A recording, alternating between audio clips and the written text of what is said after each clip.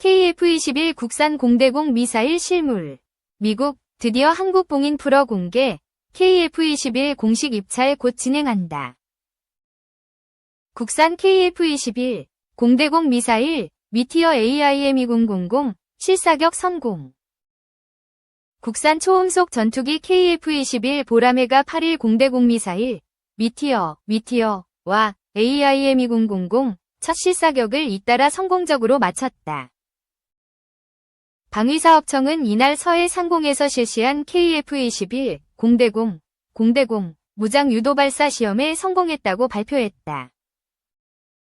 방산업계에 따르면 이날 오전 11시 45분께 중거리 공대공 미사일 미티어를 탑재한 KF-21이 사천공항에서 이륙해 공중에서 대기하다가 낮 12시 20분께 발사에 성공한 뒤 12시 47분께 복귀했다.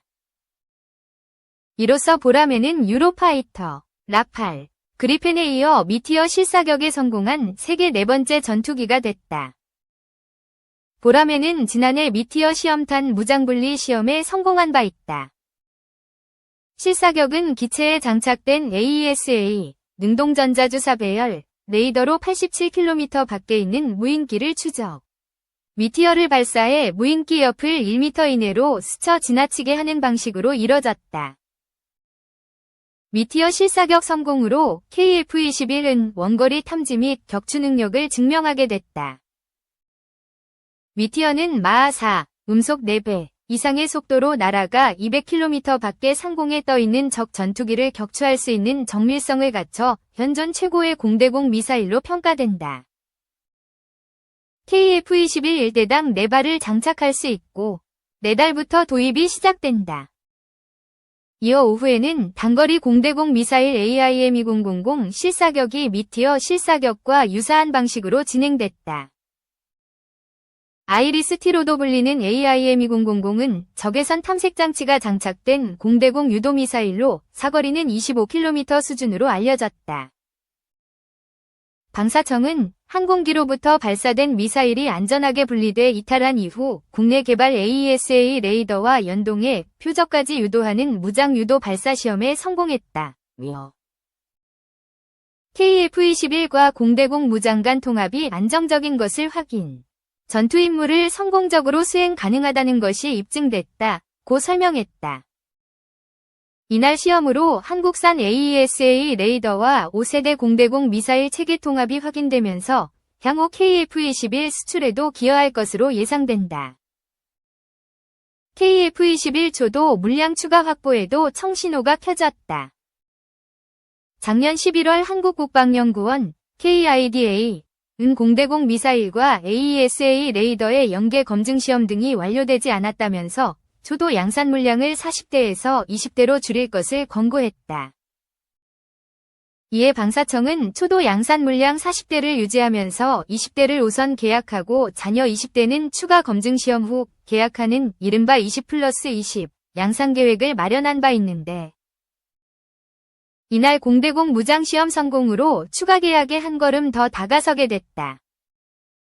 방사청은 향후 KF-21에 대한 전자전장비 성능 입증 시험 등이 성공적으로 끝나면 내년 2월까지 20대를 추가로 양산하는 계약을 체결할 계획이다.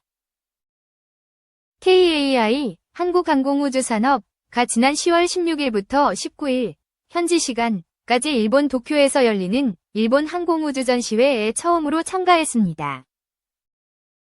KAI의 일본 항공 전시회 참가는 한 달 전에 이미 보도되었고 당시 보도 내용을 보면 TU-12 일본 진출부터 심지어 중등훈련기 공동개발과 같은 황금빛 전망까지 나왔습니다.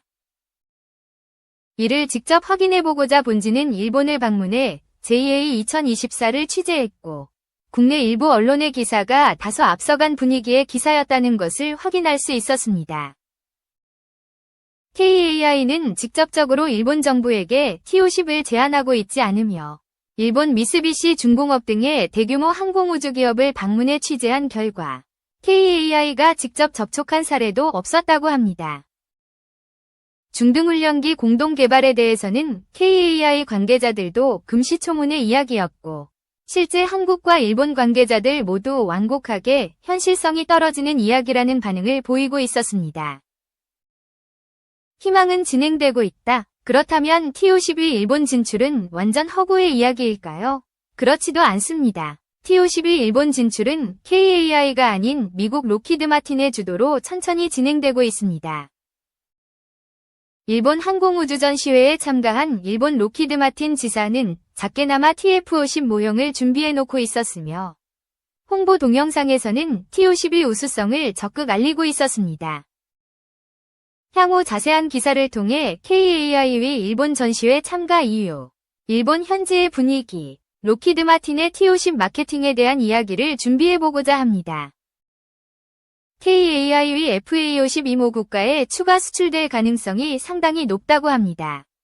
그리고 기존 보유 기체도 성능 개량이 적용될 계획이라고 합니다. 다만 아쉬운 점은 모든 FA-50 도입 국가들이 중거리 공중전 능력, 구체적으로 AIM-120 암남의 통합을 원하고 있지만 아직 정치적 문제와 비용상의 문제로 제대로 진행되고 있지 못하고 있다는 점입니다. 많은 관계자는 FA-50의 AIM-120급 공대공 미사일이 제대로 통합될 수 있다면 상당한 성공이 가능할 것으로 보았고, 실제 가격이 비싼 KF-21보다 훨씬 수출 전망이 밝다는 분석이 많았습니다. 저가형 중거리 공대공 개발. 한국의 KF-21 보람에는 독일의 기술이 포함된 미티어와 아이리스-T를 운용하고 있기에 이것이 수출 경쟁력에 상당한 악영향을 미치고 있습니다. FA-50 역시 적정한 가격에 중 단거리 공대공 미사일이 없기에 수출 경쟁력 면에서 많은 문제점이 있고, 이 상황에서 중국이 적극 해외 시장에 진출하고 있습니다. 국내에서도 이러한 한계점에 대응해 한국형 단거리 공대공 미사일에 이어서 미티어급 이상의 성능을 갖춘 중장거리 공대공 미사일 개발 사업이 발표된 바 있었습니다. 형 중거리가 필요? 한국형 단거리 공대공 유도탄 이 사업을 보면 2025년에서 2035년까지 5,919억 원을 투입해 세계적 수준의 단거리 공대공 미사일을 개발 및 양산할 계획입니다. 관계자는 단거리 공대공 미사일에 대해서는 기술적 리스크가 낮아서 충분히 20XX 년까지 완성이 가능할 것으로 보았지만, 덕티드 램제트 기술을 사용하는 한국형 중장거리 미사일의 경우 미티어나 중국의 사례를 비추어 보면 개발이 쉽지 않을 것이란 분석이 많았습니다. 그래서 국내 전문가들은 단거리 공대공 유도탄 이 사업을 활용해 개발 리스크와 가격이 낮은 저가형 중거리 공대공 미사일을 개발할 필요성이 있다고 말합니다. 이스라엘의 더비 프로그램 이스라엘 라파엘사는 파이던-4 단거리 공대공 미사일 개발과 병행해 올투라는 프로젝트명으로 레이더 호밍형 파이던 개발을 추진하였습니다. 이것이 더비라는 수출명으로 알려진 중거리 미사일로 파이던-4의 추진 체계를 바탕으로 개발함으로써 개발비와 시간을 모두 줄였습니다. 이스라엘의 파이던 시리즈는 직경이 160mm급으로 AIM-9 시리즈의 5인치, 127mm, 나 기타 서방의 대다수 단거리 공대공 미사일보다 직경이 굵고 길이도 긴 편입니다. 그리고 긴 사거리와 다수의 공력핀을 사용한 고기동성을 양립시키기 위해 대형 로켓 모터를 채택했으므로 재설계에 따라서는 중거리 교전용 미사일로도 활용이 가능하였습니다. 이에 라파엘사는 이스라엘 IAI사와 협력해 파이던 미사일을 기반으로 능동 레이더 유도 체계를 탑재한 더비 중거리 공대공 미사일을 개발하였습니다. 라파엘은 더비의 소형 레이더와 함께 사거리를 늘릴 수 있는 포물선 비행을 수행할 수 있도록 관성항법 장치를 장착, 파이던-4와 동일한 로켓 모터를 사용함에도 최고 비행속도 마하 4, 유효 사거리 50km 이상을 확보할 수 있었습니다. 여기서 50km급 사거리는 AIM-120A 암남 초기형에 근접하는 수준이며, 더비 미사일의 중량은 118kg으로 156kg급인 AIM-120보다 38kg가량 가볍지만, 탄두는 23kg급으로 초기형 AIM-120과 대등한 수준입니다.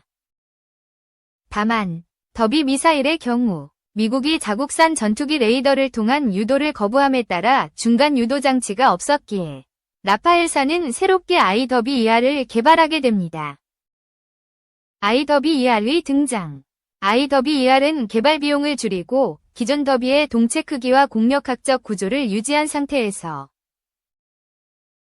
특히 이중펄스 로켓과 함께 라파엘사가 독자 개발한 유도용 데이터 링크인 라파엘 글로벌 링크를 적용해 중간 유도가 가능하도록 개발한 모델입니다. 그 결과 IWER은 기존 더비와 동일한 전장 3.62m, 동체 지름 0.16m와 중량 118kg을 유지한 상태에서도 무려 100km급의 사거리를 달성하는 데도 성공하였습니다. 이것이 가능했던 것은 1990년대 기술로 개발된 더비의 무겁고 부피가 큰 TWT, 지능 파관, 방식의 레이더 전파 체계와 아날로그 플러스 디지털 복합형 유도 회로를 디지털화시켜 중량을 줄였던 것입니다. 밀리터리 리뷰 이지 2410호를 통해 이스라엘이 어떻게 소형화된 IWER을 개발할 수 있었고 100km급 사거리를 달성할 수 있었는지에 대해 분석해보았습니다. 실제 IWER는 큰 성공을 거두어 콜롬비아 공군이 도입한 이스라엘제 크필 전투기에 최초로 장착되었고 인도는 2021년 4월에 자국제 테자스 경전투기에서 IWER 미사일을 발사하는 데 성공하였습니다. 이어서 인도는 파키스탄과 중국에 대응하기 위해 SU-30MKI 전투기에 IWER 미사일을 통합 및 배치하고 있습니다. 인도 공군이 러시아제 SU-30MKI의 IWER을 통합시킨 이유는 러시아의 R-77 중거리 미사일은 너무 많은 국가가 운용하고 있어서 적대국인 중국과 파키스탄이 그 특성을 너무 잘 파악하고 있기 때문이었습니다. 실제 파키스탄은 2019년에 있었던 인도와의 공중전 당시에 프랑스가 공급한 전자전기를 활용해 인도 공군의 R-77을 성공적으로 제밍한 것으로 알려집니다. 이스라엘은 IWER의 인도 수출만으로도 더비 개발에 사용된 개발비를 모두 회수함은 물론 큰 이익을 달성한 것으로 알려지고 있습니다. 밀리터리 리뷰 이지 2410호를 통해 FA-50과 KF-21 수출 시에 적용할 수 있는 저가형 공대공 미사일 확보 방안, 한국형 공대공 미사일의 개발 시간과 비용을 단축시킬 수 있는 획기적인 기술에 대해 분석해보았습니다. 또한 한국형 중거리 공대공 미사일 유도에 반드시 필요한 FA-50용 AESA 레이더 개발 현황에 대해 자세히 알아보았습니다. 특히나 사우디나 UAE와 같은 중동 국가들은 KF-21에 통합된 아이리스-T와 미티어와 같이 독일의 기술력이 들어가 언제든 수입이 차단될 수 있는 무기체계를 원하고 있지 않습니다. 그래서 공대공 미사일이 향후 FA-50과 KF-21 수출량을 결정할 핵심 사항이 될 것이란 분석도 많기에 자세히 알아보았습니다.